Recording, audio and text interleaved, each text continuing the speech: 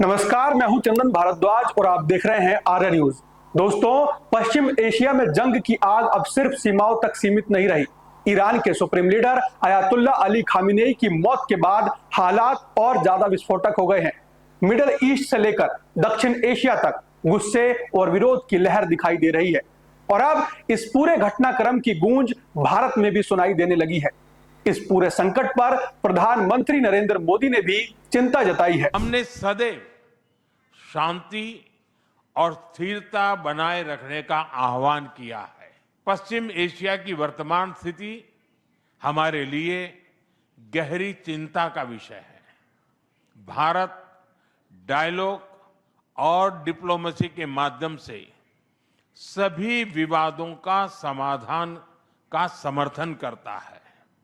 इस क्षेत्र में मौजूद सभी भारतीय नागरिकों की सुरक्षा के लिए हम सभी देशों के साथ मिलकर काम करते रहेंगे। लेकिन इस वैश्विक घटनाक्रम का एक धार्मिक और सामाजिक असर भारत में भी देखने को मिल रहा है।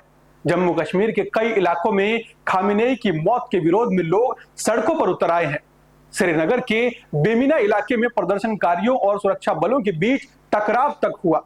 स्थिति को नियंत्रित करने के लिए सुरक्षा बलों को लाठीचार्ज और आंसू गैस का सहारा लेना पड़ा। और सिर्फ कश्मीर ही नहीं, देश के कुछ अन्य हिस्सों में भी भावनात्मक प्रतिक्रिया देखने को मिल रही है। दिल्ली में अंजुमन हैदरी के सदस्यों ने कैंडल मार्च निकाला। वहीं हैदराबाद के पुराने शहर में भी लोग सड़कों पर उतर आए और अमेरिका और इजराइल के खिलाफ नारे लगाए। यानी मिडिल ईस्ट में हुई एक घटना भारत के अंदर भी धार्मिक भावनाओं को प्रभावित कर रही है।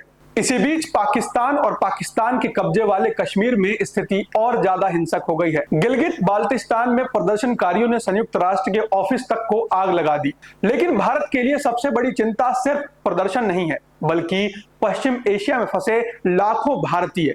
ईरान में लगभग 10,000 भारतीय और इजराइल में 40,000 से ज्यादा भारतीय रहते हैं, जबकि पूरे खाड़ी क्षेत्र में करीब 90 लाख भारतीय काम कर रहे हैं। लेकिन अब सबसे बड़ा सवाल यह है, क्या यह संघर्ष सिर्फ एक क्षेत्रीय संकट रहेगा या फिर धर्म, राजनीति और भू राजनीति के इस टकराव से पूरी दुनिया प्रभावित होगी?